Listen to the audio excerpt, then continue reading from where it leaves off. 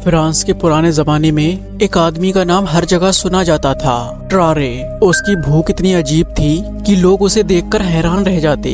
शरीर दुबला पतला, चेहरा थका हुआ, लेकिन पेट हमेशा भूखा। वह एक बार में पूरी टोकरी के फल खा जाता था। सिर्फ फल ही नहीं बल्कि जानवरों तक को निगल जाता था।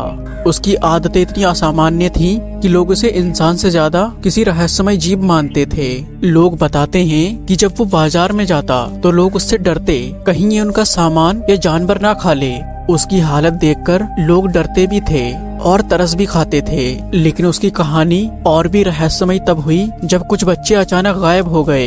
सबको शक हुआ शायद उसने बच्चों को भी निगल लिया, लेकिन जब जांच हुई तो उसके खिलाफ कोई भी सबूत नहीं मिला। लेकिन लोगों का शक हमेशा ही जिंदा रहा। बाद में डॉक्टरों ने भी उसे देखा। उन्होंने पाया कि इसकी पेट की त्वचा ढीली है और जब ये खाता है तो इसका शरीर अजीब तरह से फूल जाता है। डॉक्टरों ने कहा कि ये किसी बीमारी का असर हो सकता है। उस वक्त में विज्ञान इतना आगे नहीं था कि इसका सही कारण पता कर सके। कुछ लोग मानते थे कि ये एक मॉन्स्टर है जो सब चीजों को खा जाता है, लेकिन असली सच क्या था ये कोई नहीं जानता।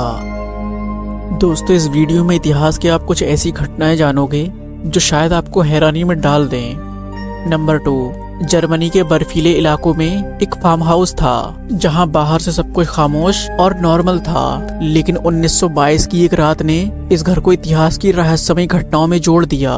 उस रात फार्म हाउस के अंदर 6 लोगों को बेरहमी से मार दिया गया।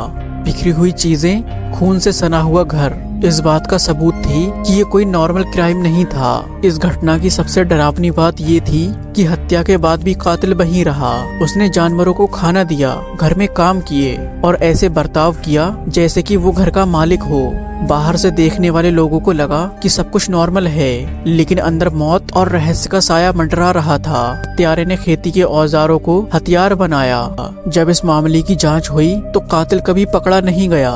पुलिस ने कई लोगों पर शक भी किया, लेकिन ना तो कोई सबूत मिला और ना ही असली कातिल मिला। गांव वाले सालों तक इस घटना को याद करते रहे। कुछ कहते थे कि ये दुश्मनी का अंजाम था। कोई नहीं जानता कि आखिर उस रात असल में हुआ क्या था और क्यों कातिल ने हत्या के बाद घर में रहना ही चुना।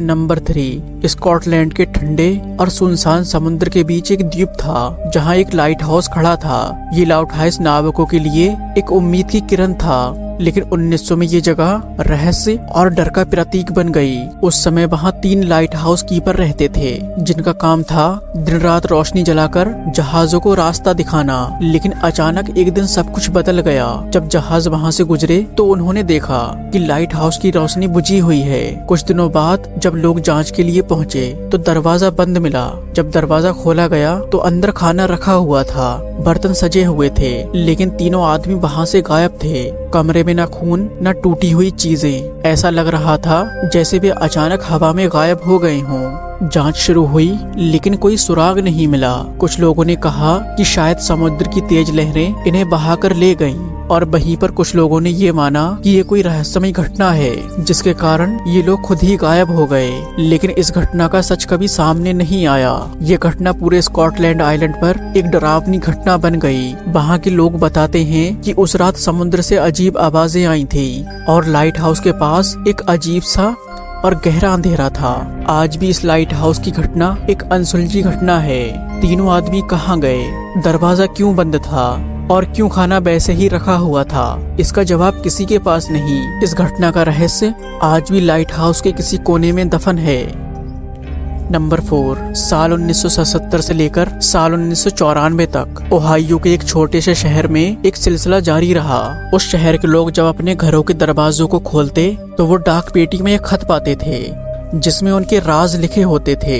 ये खत गुमनाम थे, यानी किसी का नाम नहीं, लेकिन शब्द इतने डरावने थे कि पढ़ते ही दिल कांप जाए। कभी लिखा होता कि हम तुम्हें देख रहे हैं, कभी धमकी होती और कभी कभी उस पर लिखा होता चुपचाप रहो वरना अंजाम बुरा होगा।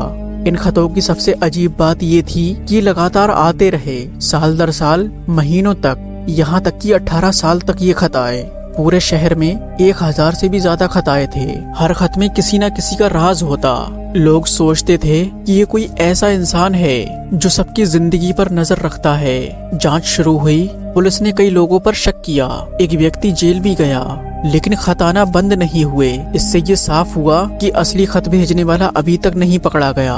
शहर के लोग और भी डर गए, क्योंकि अब उन्हें लगने लगा कि कोई ऐसा इंसान है जो उनके बीच रहता है लेकिन पहचान में नहीं आता। सालों तक ये रहस्य चलता रहा, कोई नहीं जानता कि इतने सालों तक और इतने सारे खत किसने और क्यों भेजे। नंबर 5। साल 1966 में ब्राजील की एक पहाड़ी के इलाके में 2 शव मिले। दोनों लाशों ने फॉर्मल सूट पहने थे और उनकी आंखों पर शीशे के मास्क लगे थे। वो दोनों एक दूसरे के पास जमीन पर पड़े थे, जैसे किसी रहस्यमय रिवाज का हिस्सा हो। पास ही एक नोटबुक मिली जिसमें अजीब निर्देश लिखे थे। 4:30 पर जगह पर पहुँचे और 6:30 पर कैप्सूल लें। इन शब्दों ने सबको हैरान कर दिया, क्योंकि ये किसी साधारण घटना की तरह नहीं था। जांच शुरू हुई, लेकिन मौत का कारण साफ नहीं हो पाया। न कोई संघर्ष, न कोई निशान, न कोई खून और न ही कोई चोट। बस 2 लाशें, शीशे के मास्क और रहस्यमय नोटबुक।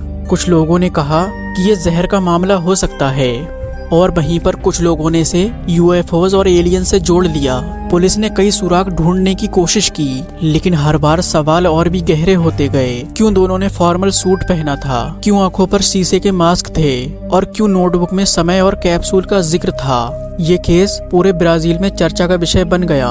आज भी लीड मास्क केस एक रहस्य बना हुआ है।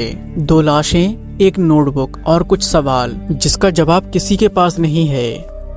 दोस्तों, उम्मीद है आपको ये वीडियो ज़रूर पसंद आई होगी। अगर वीडियो अच्छी लगी हो तो वीडियो को लाइक करके चैनल को सब्सक्राइब ज़रूर से कर दें। मिलते हैं किसी अगली वीडियो।